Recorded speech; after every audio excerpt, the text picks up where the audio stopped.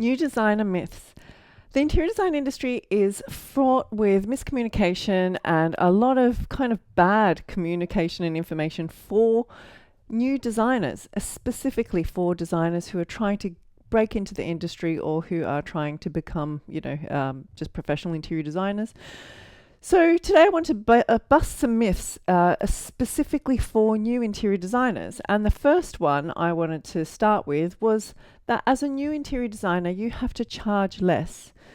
This is not true. Most people think that they need to charge less because they think, well, who do I think I am? This person has been in the industry for a long time and they've got more experience than me, supposedly.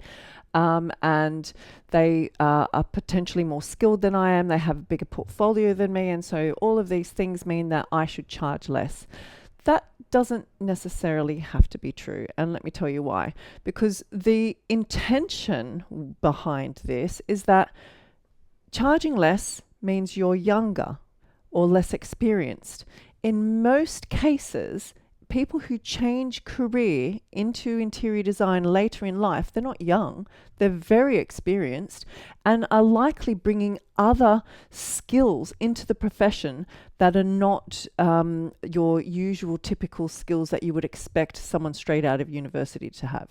Yes, if you are somebody who is straight out of university or has just completed an interior design diploma, and you have no experience or no real skill that or confidence to charge for that skill, or any skills that you have that are different to anyone else that can bring value to a specific type of client, then of course you might need to position yourself in a different way. Doesn't necessarily mean you have to be cheaper though.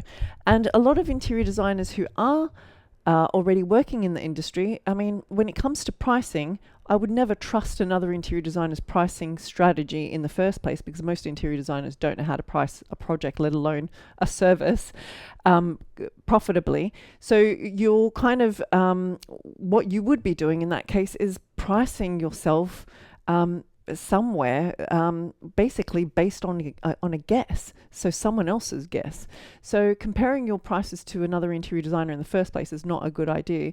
And secondly, if you are a new designer, don't feel like you have to charge less, because the vast majority of people who do come into the profession, especially if you're starting your own business and you are a mature age student or somebody who is moving into interiors after a second career, then you don't have to start at the bottom. You can use your current skills to elevate your service and start at a boss level. So hopefully that is one that you can agree with, at least, even if you're somebody who has been in the profession for a long time and potentially think that new designers shouldn't be charging more. I would have a look at your own kind of niche and why you feel that you can't charge at the level that you are hoping to, because that is usually where it's kind of like a money block, where you think that, that there's a lack of clients out there or projects out there. And so you can start comparing yourself and start thinking, well, I can't be like that, or you can't be like that. And that's where a lot of this miscommunication comes through. Next myth that I wanted to bust was that you need to have a finished project in order, or even a portfolio, in order to land a client. And this is a huge, huge misconception, because the vast majority of mentees that I mentor, and I've now had over 500 mentees and helped people to become interior designers, the vast majority of them didn't have any previous projects. Most of them started with me by changing careers, and so they didn't have any portfolio. Some of them did have their own home, which was a great portfolio. Others had done small projects, possibly one-room projects, but the vast majority started with nothing, and they still got their first client, and they still have ended up with successful interior design careers. So I can prove that you don't need a portfolio to get clients, because I still, to this day, 20 years later, don't have a portfolio really published on my website, because I don't need to, because I don't get clients by people judging my portfolio. That's not how I suggest you get clients either, especially as a new designer. So if you are someone with a strong style, or if you are someone with a real big opinion on something specific in the field of interior design, like that every room must have black in it. So if that is your style, it has to be a traditional, and it has to have something black to really set it off and create an edgy design. If that is you, and that is something very, very specific, then leading with a portfolio makes sense. But the vast majority of people who come into interior design as a second career, or who move into the field of interiors, they don't have that opinion yet. They don't have that strength, so they have really nothing to show. But that doesn't mean that they can't get clients. In fact, there's a lot of people looking for new designers as there are lots of clients looking for new designers because they know that they're going to be more passionate than most experienced designers. They're going to be more affordable in most cases, which kind of contradicts what I said earlier, but that's because most people just price the wrong way. And they will find that the passion that these types of interior designers have moves their project so much further than a lot of just regular interior designers. I'm not saying the top designers, you can't compare a new interior designer to a top designer, but the vast majority of regular working designers out there, very, very comparable. So a lot of people will prefer new designers, and you'll be surprised how many people actually want to help you as a new designer too. So it's not at all about a portfolio. Yes, a portfolio can help if you've got a very specific look, but you don't have to. So there are other ways to get clients, and as I am living proof, and the over 500 designers that I've helped to become interior designers are also proof that you don't need to have a finished portfolio or any finished projects in order to gain clients. The next myth that I wanted to bust is that you need a degree to be a successful interior designer. This is a tough one because a degree can help, but it doesn't necessarily, it's like a degree doesn't equal success, if that makes sense. A degree equals general knowledge, and that can be fun if that is for you. Not everyone wants to study an interior design degree. They're very intense. Not everyone has the means to study an interior design degree. And the vast majority, like I say, of the people that I mentor have already done another degree in another field. So doing a second degree and changing and because anyone who has done a degree obviously now knows how broad the content actually is, and how little it relates specifically to the content that they'll be using in their career.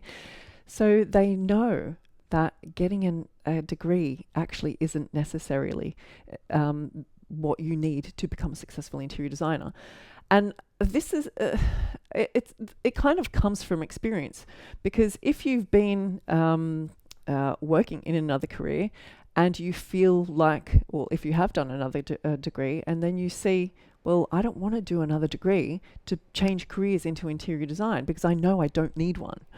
And then all of a sudden you'll see, I mean, I've done a lot of videos on whether you need a degree or not, and why in certain areas you would want to have one. But as a general rule, in 99% of the world, you do not need a degree to call yourself an interior designer, and you do not need a degree to become a successful interior designer. In fact, I'd like to probably see the statistics on this, but I'd like to see how many university graduate interior designers actually have jobs in interior design, like as a percentage of graduates. I might even look this up, as opposed to how many people start their interior design career the way that I propose, which is to start working with clients. So do you really need a degree to be taken seriously? It depends on what part of interior design you're going into. Commercial practice. So if you want to be hired by a large interior design firm, that's probably the right way to go. But if you just want to work for yourself as an interior designer, possibly as a second career change, then it's in 99% of cases you don't need a degree, especially if you're working in the parts of the world that don't have practice or title acts. Even if there is a title act, you can do it. But you need to learn the laws around that. So have a look at that video of mine around title acts. I think it's called Why I Can't Call Myself an Interior Designer. So if you want some information and you're in an area where title acts are a thing, so I think it's ACID in the US. It's basically US and Canada, some states where, and Puerto Rico, where you will have, and some Singapore and Malaysia, I think, some little areas around there that you might need a degree, but very specific areas, very specific things you can't call yourself or do. So look into the law and look into that video that I did on that, because it goes right into depth about it, into that situation. So just to top that off, do you need a degree to be a success in interior design? No. What you do need is experience, because even people who want to succeed after a degree, they still need experience, because you still can't get hired most of the time without experience. Still can't get hired, which isn't that like, the crazy thing is like, if you want to get hired from a client, and I've actually done another video about this on portfolios. If you have a look at my video on portfolios, if you want to get hired by a client, and if you want to get hired by an office, what they're looking for are two very different things. And I think that is really where that experienced chicken and egg becomes very frustrating for those of you who really do probably come from, I've just done the degree, now I don't have experience and I still can't get a job, as opposed to those people who have no experience and go straight into working with clients and become successful interior designers. So you can see how that traditional pathway is very different to the pathway that I propose, which just gets you working straight away, which is the main thing that people are looking for, is, experience, and some type of experience in the industry, which is usually much easier to get if you've already had a first career and you're bringing and transferring those skills into your new career as an interior designer. The next one is you can't charge for ideas. So this is a big one, especially if you're a designer that's coming from areas that, usually the US, where most interior designers and decorators, and I suppose in Australia they do it this way as well, where you basically sell furniture as a designer, and you think that you cannot basically get paid to tell your ideas. And so everyone gives away their ideas for free and then tries to make up their money and make a profit on selling furniture to the client, so selling the scheme, which is madness. So the way I've always taught, which is also the way that architects work, is that we get paid for our brain. And because architects can do this, there is no reason why interior designers can't. And I've been teaching this now for the last 10 years to interior designers. So you can sell your ideas and get paid for them. So you can get paid, and if you haven't seen my How to Price Interior Design Project videos, have a look at how to get paid as an interior designer, because you the old-fashioned way of presenting ideas for free and then trying to, or hoping that your client is going to pay for it all so that you can make a markup or a percentage of profit on each item that they purchase, is madness. We're not furniture salespeople. We are interior designers. We need to get paid for all of the knowledge that we have, as well as project management, our ideas, project management, sourcing, all of the bits and pieces, and all of the real, what's the word that I'm looking for? All of the real professional things that we have to offer as designers that other people can't do.